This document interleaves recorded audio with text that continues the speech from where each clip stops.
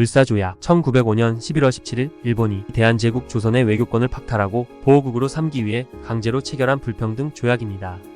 이 조약은 고종 황제와 한국 국민의 동의 없이 일본의 압력하에 체결되었습니다. 배경: 러일 전쟁에서 일본이 승리하면서 일본은 조선을 자국의 영향권 아래에 두려는 목적을 본격적으로 드러냈습니다. 전쟁 중에 이미 일본은 조선의 내정에 관여하기 시작했으며 미국과 영국과의 협정을 통해 한반도에 대한 일본의 지배권을 묵인받았습니다. 일본은 미국과 가스라테프트 밀약과 영국과의 제2차 영일 동맹을 통해 한반도를 영향력 하에 두겠다는 국제적 묵인을 받게 되었습니다. 조약 체결 과정. 1905년 11월 17일 일본은 대한제국의 궁궐을 강제로 점령하고 을사조약을 체결하라고 압박했습니다. 당시 고종 황제는 조약을 거부했으나 일본은 무력을 동원해 을사오적이라 불리는 5대신 이완용, 이지용, 박재순, 이근택, 권중현에게 조약에 서명하도록 강요했습니다. 고종 황제는 끝까지 서명을 거부했으나 일본은 이를 무시하고 조약이 체결되었다고 선포했습니다.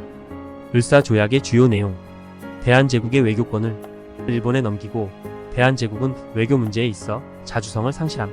일본은 조선에 통감부를 설치하고 초대 통감으로 이토 히로부미를 파견하여 실질적으로 조선을 통치. 조선 내 주요 외교 사무는 일본 통감부의 감독 아래에 놓임.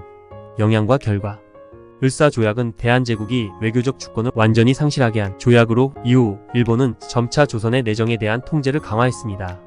이는 1910년 한일병합조약으로 이어져 결국 한국이 일본의 식민지로 전락하게 되는 과정의 출발점이 되었습니다.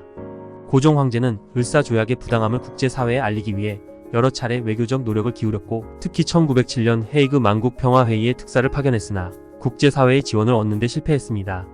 일본은 이를 구실로 고종을 강제 퇴위시키고 조선에 대한 지배를 더욱 강하게 만들었습니다. 한국 내 반발과 을사조약에 대한 저항. 을사조약에 대한 한국 국민들의 반발은 거셌습니다. 민중과 지식인들은 일본의 강압적 외교와 불법적인 조약 체결에 분노하였고 의병활동이 활발해졌습니다.